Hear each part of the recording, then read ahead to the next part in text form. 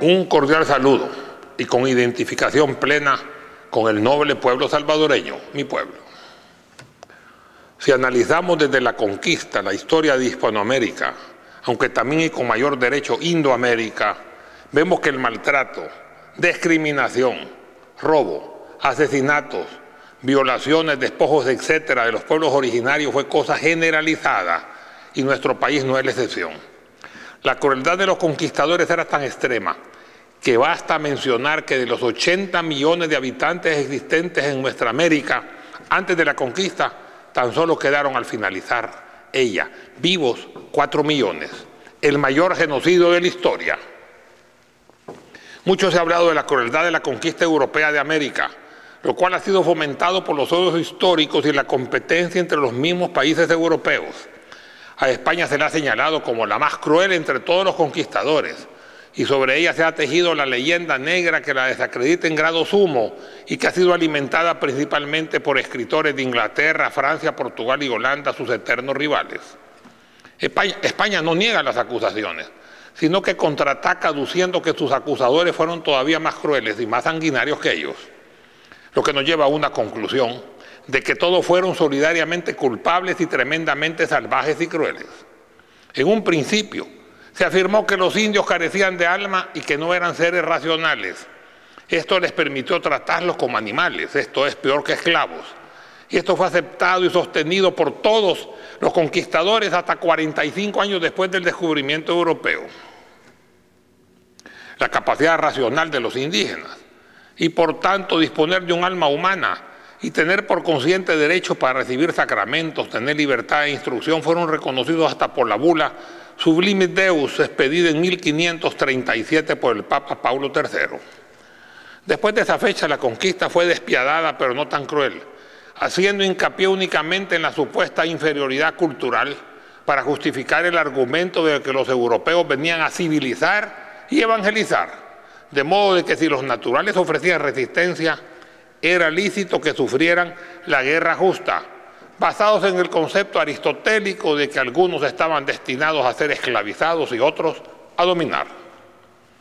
Se estableció así una pirámide racial, donde sus cúspides se encontraban los españoles que habían nacido en España. El siguiente nivel eran los blancos, hijos de españoles pero nacidos en América, llamados criollos. La independencia fue así básicamente la lucha de los criollos por destronar a los peninsulares y tomar así su liderazgo. No fue así, al menos en Centroamérica, un levantamiento popular.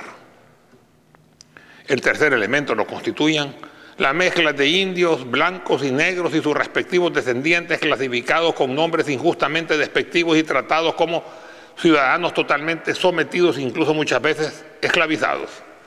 Si bien ahora la esclavitud ha sido abolida, una tendencia racista, clasista y elitista se mantiene en toda su extensión. Incluso en muchos casos esa tendencia se agudizó con la independencia.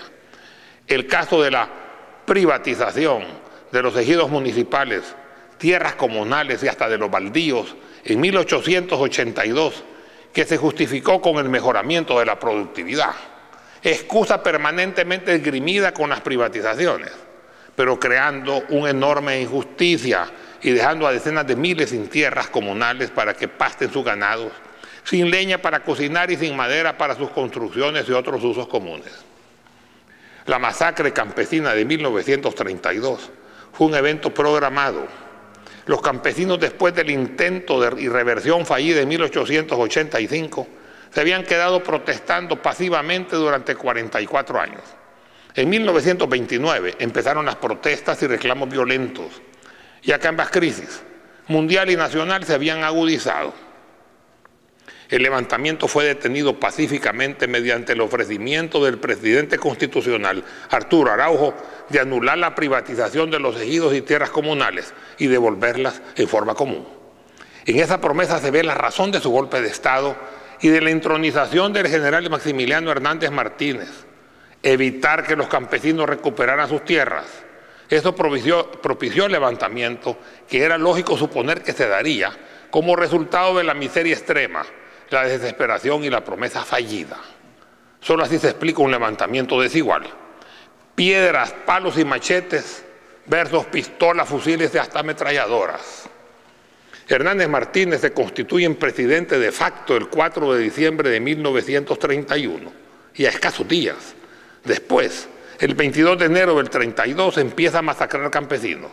Fue así un golpe de Estado oportuno que vino como anillo al dedo.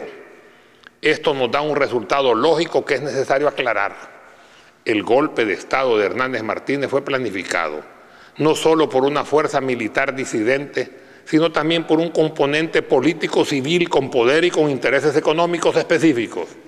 Y se puede generalizar un concepto que es necesario puntualizar, que toda actividad militar de guerra, golpe de Estado, sedición, enfrentamiento armado, etcétera, existe un componente civil y un componente militar.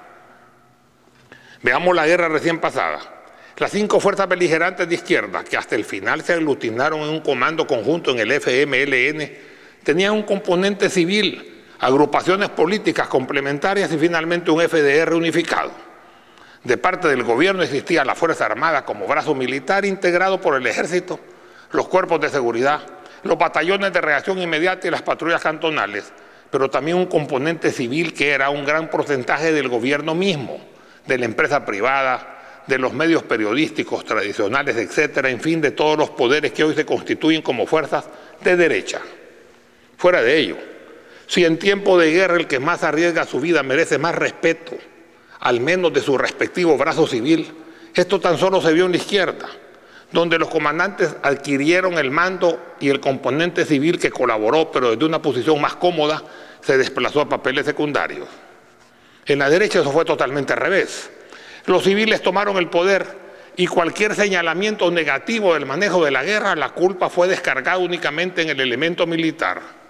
Todo lo que la derecha cedió en los acuerdos de paz fue completamente a expensas de la Fuerza Armada, hasta el punto de ofrecer por la derecha civil, algo que no era punto de honor del FMLN, quitarle el carácter permanente de la Fuerza Armada que se encuentra consignado en la Constitución Política. La derecha civil tiene que ser permanentemente corresponsable de las acciones militares de su brazo armado, ya que ambos trabajaron juntos. Y la izquierda, si bien hizo lo correcto, dignificando a sus elementos más combativos, que arriesgaron su vida en aras de sus principios, no actúa correctamente cuando referirse a la derecha tan solo se refiere peyorativamente con todo lo que representa lo militar, aunque sea un militar de izquierda con una hoja limpia de servicio, mientras abraza, ríe y comparte su amistad con elementos civiles de derecha de dudosa representación y pasado señalado como tenebroso. En lo que nos produce y lo que se produce es una dicotomía mental que nos confunde y nos hace oscurecer conceptos. El concepto de que todo lo militar es malo y todo lo civil es bueno resulta siempre, como todos los extremos, en un error de apreciación. Esto tiene una explicación histórica. El pueblo es básicamente ladino, con un mestizaje casi total. Y la estructura militar tiene la misma extracción popular y no tiene una estructura elitista ni criolla como en otros países. La información genética es impulsiva. Las clases reprimidas se manifiestan con natural rebeldía contra miembros disidentes de su misma clase, pero palidecen cuando se enfrentan a su señor, a quienes miran con sumo respeto, aún teniéndoles desprecio.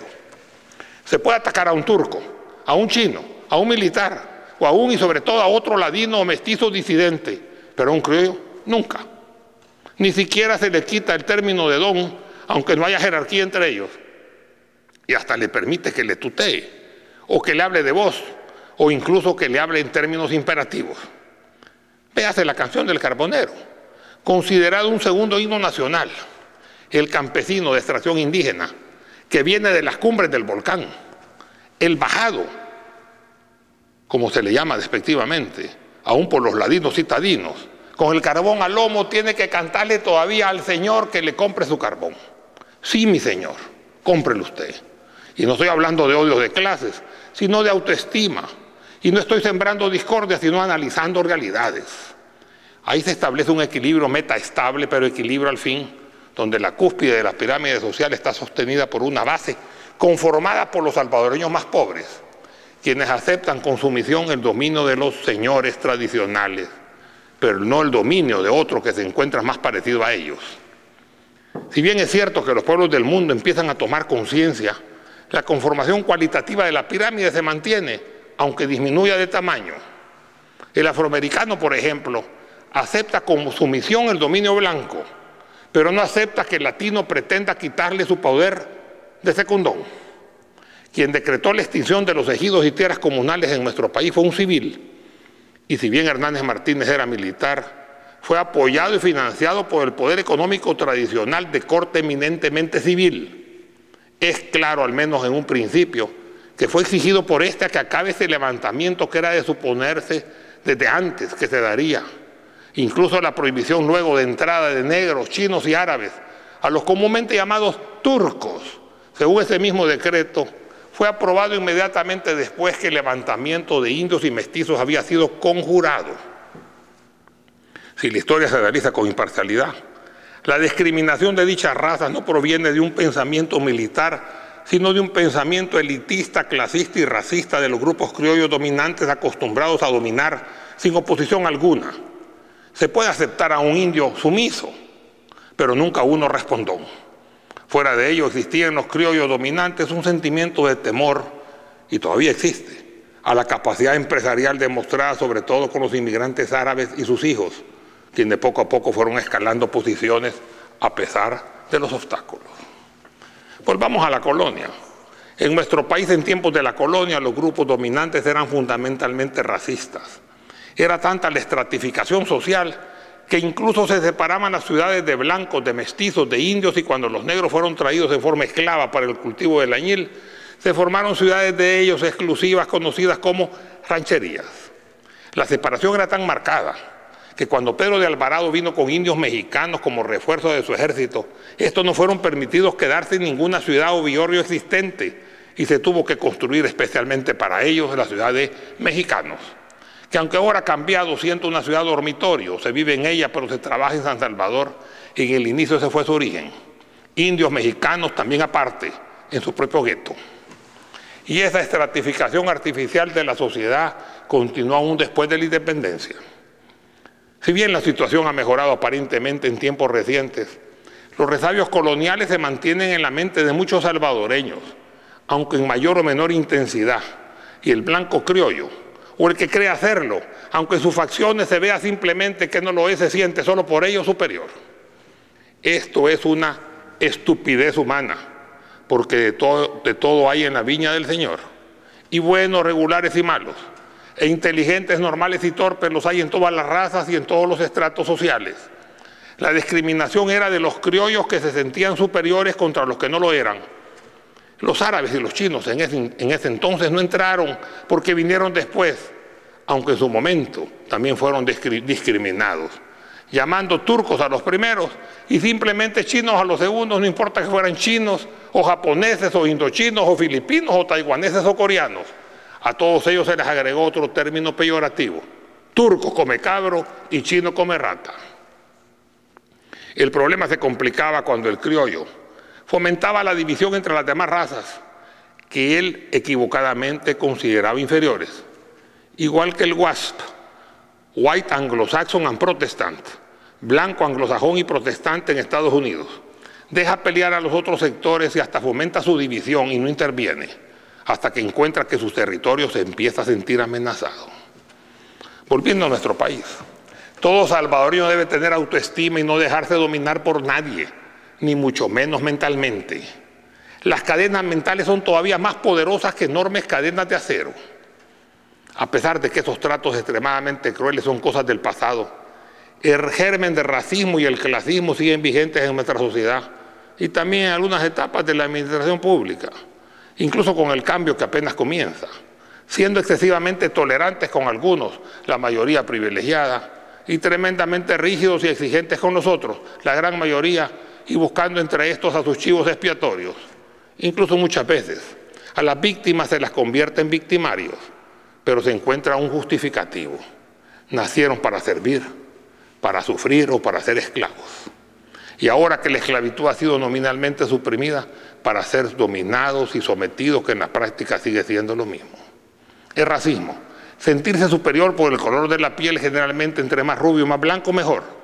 Y el clasismo: el que más tiene más vale. Y la nobleza: el mito de la sangre real y los plebeyos. es algo que se mantiene vigente en las mentes de los dominantes. Y cosa extraña, por cierto, también en muchas mentes de los sometidos. El trato opresor, utilizando su dominio histórico del poder, tiene un feliz desenlace. Te hicieron más fuerte y ellos, acostumbrados a las cosas fáciles, se debilitaron. Los que son fuertes no necesitan del favoritismo gubernamental para progresar. Los que tan solo aparentan ser fuertes necesitan urgentemente mantener ese poder para ser exitosos.